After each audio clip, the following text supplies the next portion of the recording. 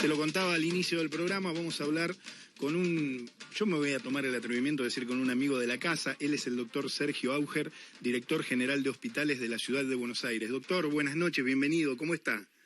Hola, ¿cómo están ustedes? Un saludo grande a toda la audiencia de Bar con Vos y para ustedes dos, para Oscar y Sergio. Bueno, hoy Oscar está ausente, está haciendo algunas cuestiones laborales. Doctor, le agradecemos mucho que nos haya atendido, encima que está jugando Argentina, nos sentimos un poco culpables. No hay problema, no hay problema. Dejamos 10 minutitos y que muy bien. siga el partido. Ya en términos deportivos me marcó la cancha, 10 minutitos, sí. Nos vamos a portar bien. No hay ningún problema. No. Doctor, le hago una pregunta estrictamente desde lo sanitario. Vio que lamentablemente en algunos temas sanitarios también mete la cola a la política. Yo quería preguntarle, la ministra de Salud, Carla Bisotti, recordó que en el COFESA se recomendó que en los lugares cerrados se siga usando el barbijo, y en la ciudad de Buenos Aires, tanto como en Mar del Plata y en algunos que otros distritos más, es como que está permitido, por ejemplo, acudir a las aulas sin barbijo. ¿Cuál es su recomendación desde lo sanitario, estrictamente sanitario, doctor? Exacto, sí, si bien en la ciudad de Buenos Aires se resolvió que todos los niveles educativos no tienen la obligación de utilizar el barbijo o el tapabocas, esto fue una decisión tomada en base a la baja positividad de COVID que está manifestándose en estos momentos, ¿no? Bien. Hay que considerar de que, para que ustedes se den una idea, en el día de ayer, en nuestras 19 UFUs, que va gente con síntomas a las UFUs, se hicieron 1.846 testeos y nada más hubo un 3% de positividad. ¿Qué significa esto? Que es muy bajo el índice de contagio que está habiendo en la actualidad. Entonces es como que de diferentes distritos, dadas la situación epidemiológica que se está manifestando en estos momentos, han decidido de que quitar la obligatoriedad del uso. Bien. No obstante, hay padres y hay jóvenes que han decidido utilizarlo igual, y no está mal, está mal, obviamente, ¿no? Por supuesto, doctor. No, para nada.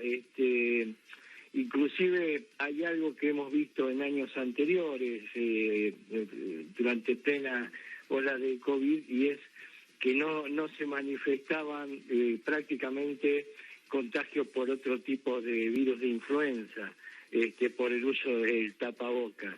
Y la realidad es que no vamos a estar utilizando toda la vida el tapabocas para prevenir cualquier virus de influenza, pero sí, digamos, indirectamente también ayuda a que no se transmita ese tipo de virus, que sí se ha visto de que ha aumentado las infecciones por virus de influenza, ¿no? Sí, en la actualidad. Doctor, es muy importante lo que dice, lo digo a título personal, yo sigo usando el barbijo porque, además de la pandemia, además del COVID, previene todas estas cosas que usted está tan bien marcando. ¿Ya hay algún cronograma para vacunación sobre la gripe A? Sí, digamos, a partir justamente del día de hoy, del día 25 de marzo, comienza en los hospitales públicos la vacunación antigripal. Esa vacunación antigripal que se da en la actualidad incluye no solo el virus influenza común, sino también la prevención de H1N1, y también ejerce esta vacuna un efecto de prevención para el H3N2, que es una variante del H1N1 que hemos tenido la epidemia ya por el 2009, la pandemia, digamos, durante el 2009, y ahora a través de otra variante se está viendo gran circulación de este virus, que es el que motiva justamente el alta consulta a la SUFU, y resulta que cuando los pacientes son hisopados no tienen COVID, tienen influenza, y lo que pasa es que los síntomas son prácticamente iguales que los del COVID. Es lo que le iba a preguntar, doctor. Es muy difícil diferenciarlos, son prácticamente lo mismo. Exactamente, lo único que no se manifiesta en general es la pérdida del olfato y del gusto con el virus de influenza, pero el resto de los síntomas es muy parecido, es un cuadro gripal, febril, con dolor muscular, con agotamiento. Entonces las manifestaciones son muy similares al COVID. Diferenciar una digamos, infección por influenza de una por COVID es muy difícil. Uno está obligado a hisopar a ese paciente para descartar que tenga COVID, ¿no? Y hacerle el antígeno o la PCR, ¿no? Para ver. Clarísimo, sí, doctor. Sí. Estamos viendo que en algunos lugares de Europa hay un recrudecimiento, bueno, me tildé, ahí está, ahí está, ahora sí. ¿Qué podemos esperar nosotros acá, teniendo en cuenta que, va a empezar a hacer frío, se viene la época invernal? Y sin duda, digamos, entre mayo, junio, julio y agosto, seguramente ahí vamos a tener los picos de circulación de virus de influenza y también probablemente tengamos un brote de COVID pequeño, no va a ser como las otras, la primera, segunda y tercera ola que tuvimos, pero vamos a tener un brote. ¿Por qué? Porque se ha visto que en los países europeos y asiáticos hay una circulación de una variable de esa variante de Omicron, de COVID, que es la variante BA2, que se llama, que ya en la Argentina se han detectado algunos casos en pacientes que han venido de viaje de esos puntos de Europa. Y entonces es lógico que a lo largo de estos meses empiece a circular esta nueva variante. ¿Es más grave? No.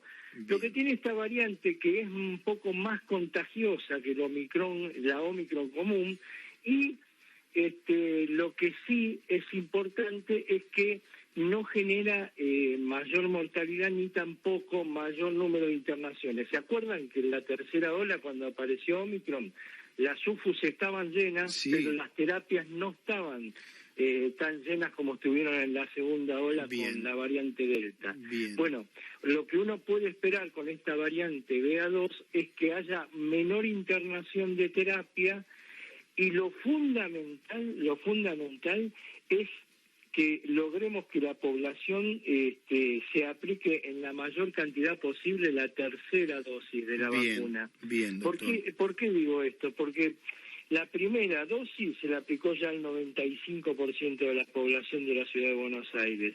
La segunda, el 92%. Y la tercera, solo no, es mucho, ¿no? El 65%. Claro. Pero lo ideal es llegar también, como en las otras dos primeras, prácticamente al 90% de la vacunación. Perfecto. Así, de esta forma reducimos el riesgo de internación, ¿no?, de los pacientes. Entiendo perfecto, doctor. Y de la cuarta dosis, sí, obviamente se fueron vacunando la población de riesgo, y se prevé que todos accedan a la cuarta dosis también, digamos que la población en general.